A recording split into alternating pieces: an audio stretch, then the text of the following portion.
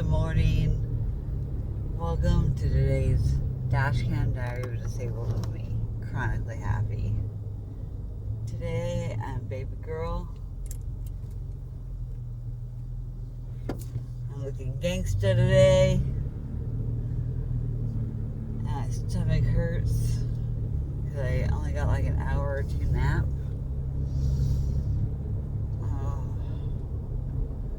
My stomach feels like this. But there's nothing I can do unless I get more sleep. And I plan to do that when I get back home. I get a 2-3 hour nap before I start physical therapy. I'm so happy to not have to regularly go to appointments this early in the morning. It is 5:32 this morning, and I am barely awake.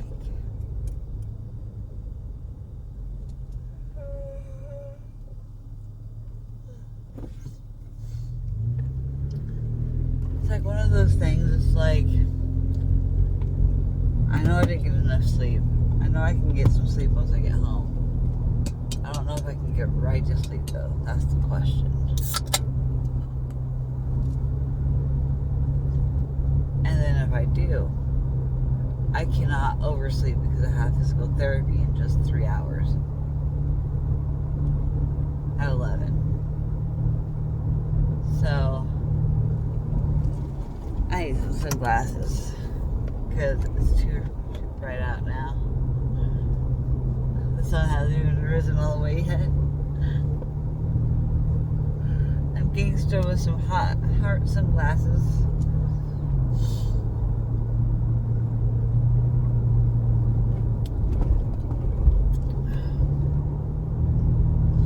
I'm trying to wake up, guys. It's extremely hard. This is me rolling out of bed and just throwing clothes on. This is how I function in the morning. You'll see how quiet I am. Until I wake up, and then I just talk my mouth off. Oh, it's so rough like a dog. Oh, I hate mornings. I do not do well in the mornings. I am a big sleepyhead. And my body is not ready to be awake. It's like, what are you doing? My body's like really rejecting awakeness. With the feeling I have in my stomach, it's like an empty feeling. It's an empty feeling, but then when I go to try and satisfy that empty feeling, it just gets heavy. It's a heavier feeling in my stomach. It's not like gas pains. It makes it hard for me to catch my breath is what it does. I don't know why. It feels so strange. I don't know why it feels so strange. But it's a weird feeling. It's like I have to burp like a whole bunch of air in my stomach that I breathed, and I'm all bloated.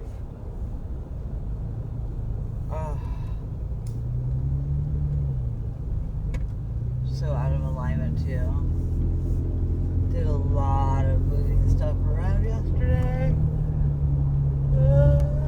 And I got my second iHeartRaves haul with the correct outfit for hard summer. I did not do an unboxing video this time because I was too excited because I was on my phone with my boyfriend, just like I was the first time, which I'm glad that I didn't open it the first time around with him because he didn't have the outfit. So I changed right there in front of him on video and I was like, what do you think, babe? He likes it.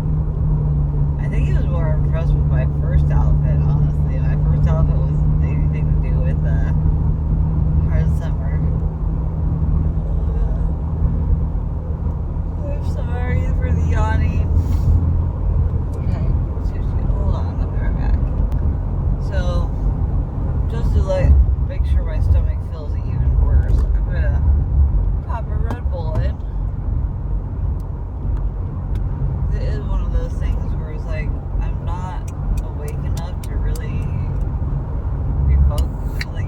focused, but like, it's not good to be driving this tired.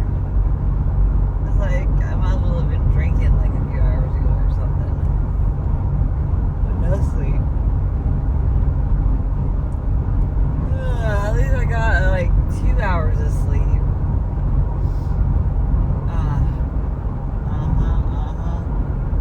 Maybe listen to some Rihanna, Umbrella,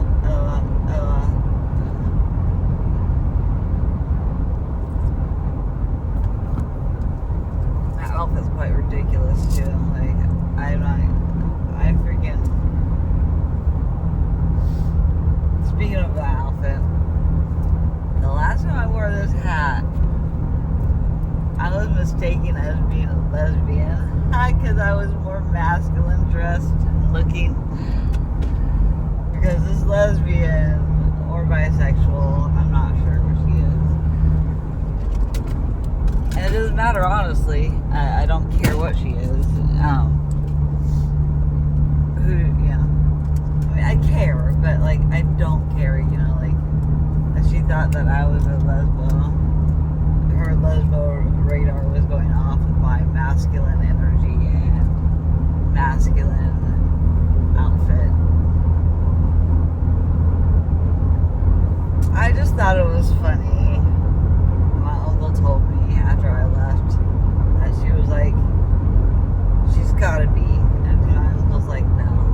Her and I had got that conversation. She's like, no, baby, I know when I see someone now. And that's funny.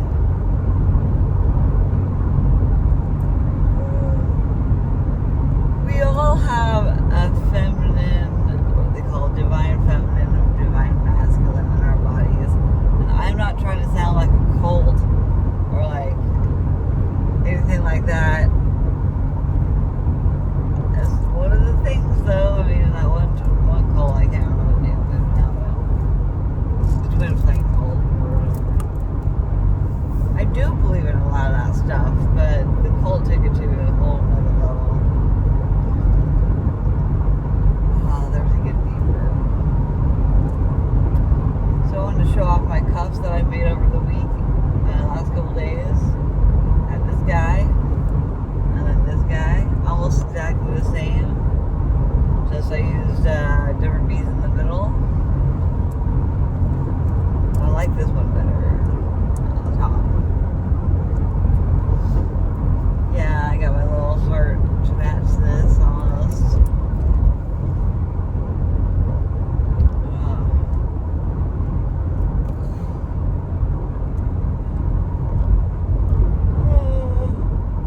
All this just for a half-hour appointment. A half-hour drive there, half-hour appointment, half-hour drive back.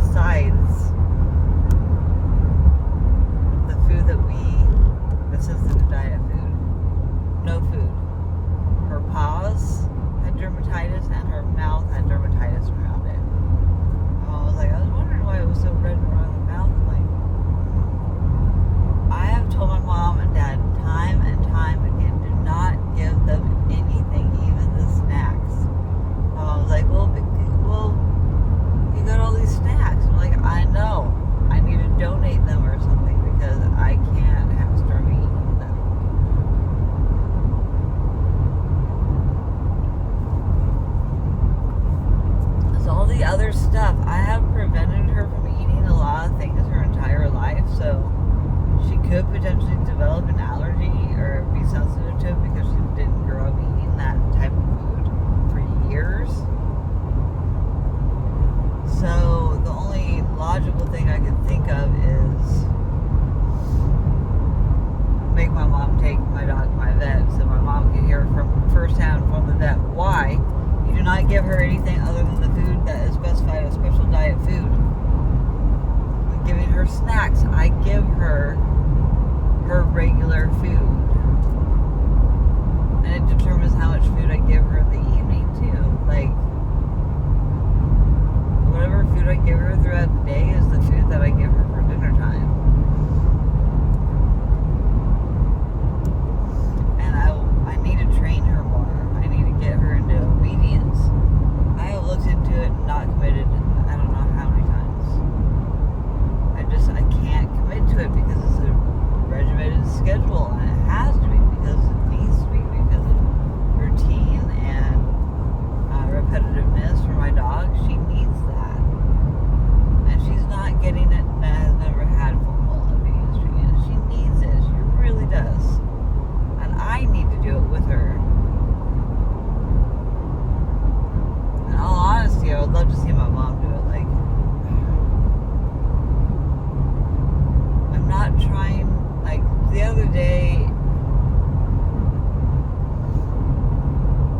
throughout my time in my entire life, I've had animals. As an adult, I got my very first one when I was 18, living at my parents' house right after I graduated high school. I pretended like the cat came up in the backyard, because we had strays do that in the past. And I did not pull one over on them. They knew I grabbed that cat and brought that cat home. They're like, where did that come from? I'm like, just showed up one day. No, it didn't. Yeah, it did. I don't know how long it took me to fess up how long it took me to fess up exactly where it came from. But my parents ended up letting me keep her, and I ended up having that cat for exactly half my life. She went away at Rainbow Bridge at 36 when I got her at 18, and had her for 18 years. And the only thing is, I was in the Navy during part of that 18 years. So during that 18 years, I actually had my cat living with my parents.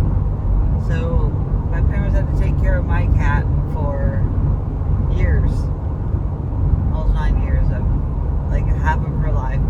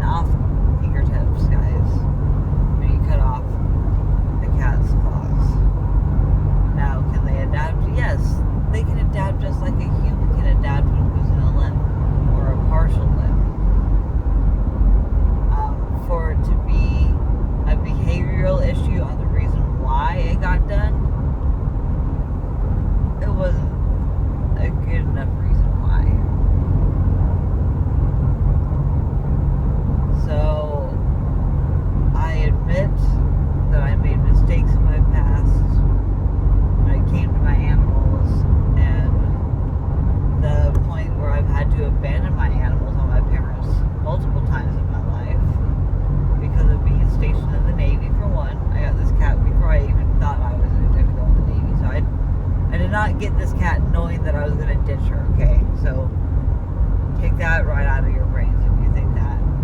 I had no intention of joining the Navy. My friends and family were like actually very, very shocked. And like, what the F? When I mentioned that I was going to go into the Navy.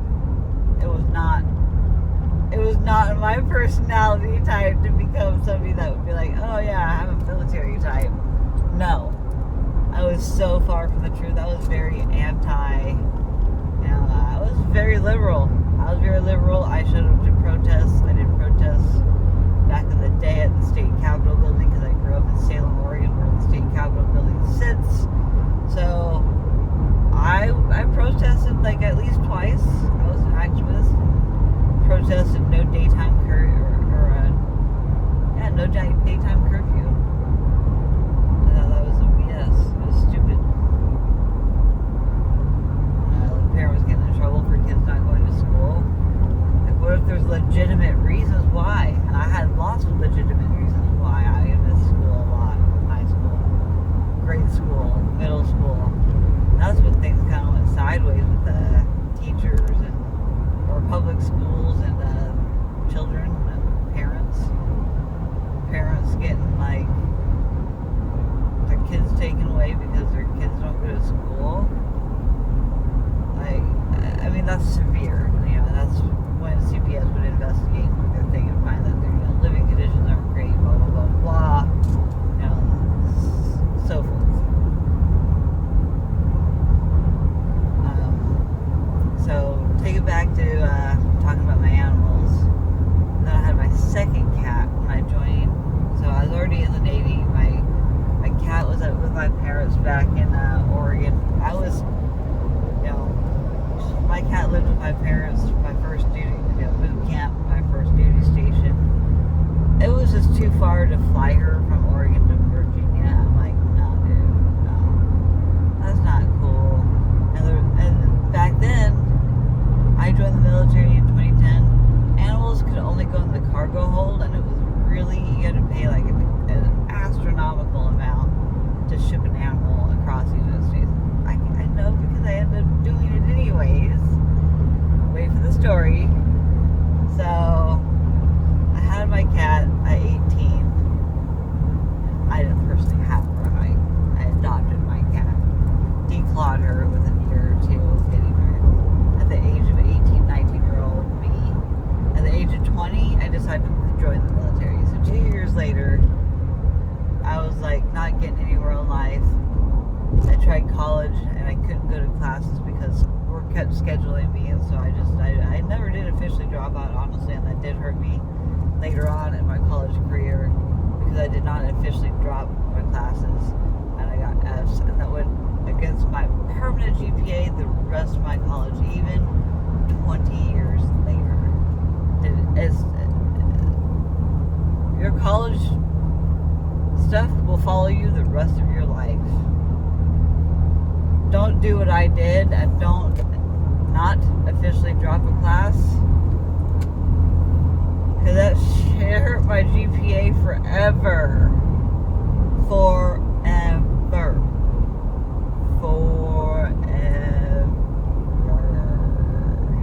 Okay.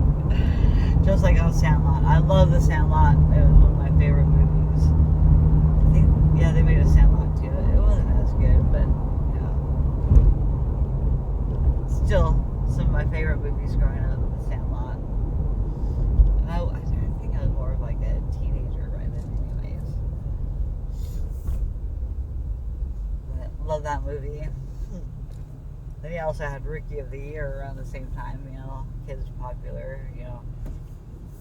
I don't know. I haven't seen any movies in a while, but now that I'm thinking about it, like, where's all the good new movies that are like the old ones with like a whole bunch of kids going on adventures and doing things, and you don't see that anymore because kids don't do that stuff anymore.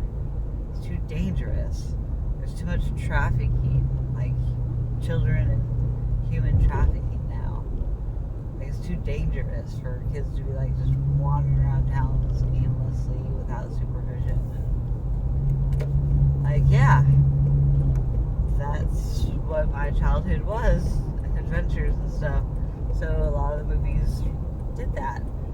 Now we have all these movies that are just repeats, remakes, or whatever, reboots of original movies. And where's like the original ideas anymore? Where are they? We need more adventurous type movies and kid movies and stuff. We need to, but that's not what kids do. So how do you make a kids movie these days? You know, without trying to promote social media use and being online all the time and showing what kids do, being basically not kids, just young adults that are thrown information at too young of an age where they don't understand, but then they understand too quickly. And then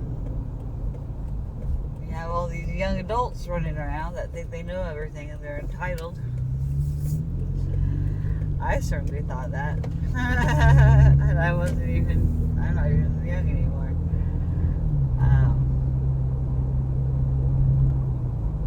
So, I'm almost my appointment. I know I've been all over the place. The ADHD is strong when I'm not fully awake for sure.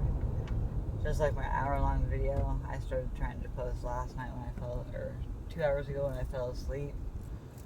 3 hours ago now. Yeah, I ain't even gonna play only a few rounds with my boyfriend. I think it does kind of bother him a little bit that I don't play with him right away because it limits the time I'm able to play with him, or he's able to play with me, I should say. It's because I don't get done with my stuff right away. I have busy days doing appointments, and then I have to try and find time for myself, self-care time, do things for me. Yesterday I had my medication delivery. This morning I have my chiro, and then I have physical therapy in a few hours from now. And then tonight I need to go meet my friend to do a little meetup. We're just going to meet up and go have some dinner or something. Maybe I can have her meet me at the laundry store. Yeah, that'd be cool. I want to go check out the laundry store and see what I might be able to accessorize with for a hard summer that I don't already have. I think I'm pretty well set, honestly, but there's a couple things that I wouldn't mind trying to find, so maybe I'll have my friend who meet me at one of the lingerie porn shops today. Corn shops. We're gonna eat corn. I hope I didn't mess up my algorithm. My algorithm. I'm trying to talk as PC as possible for you. Going to the corn shop, eating some corn, looking for some fishnets while I'm eating corn. Corn country, da da da. Alright. Well, now I have a weird popping noise in here. Sounds like bubbles. This is ADHD at its finest, first thing in the morning, y'all. Like when my Adderall hits, it like really wakes me up and then focuses me. It does both. It wakes me up and focuses me.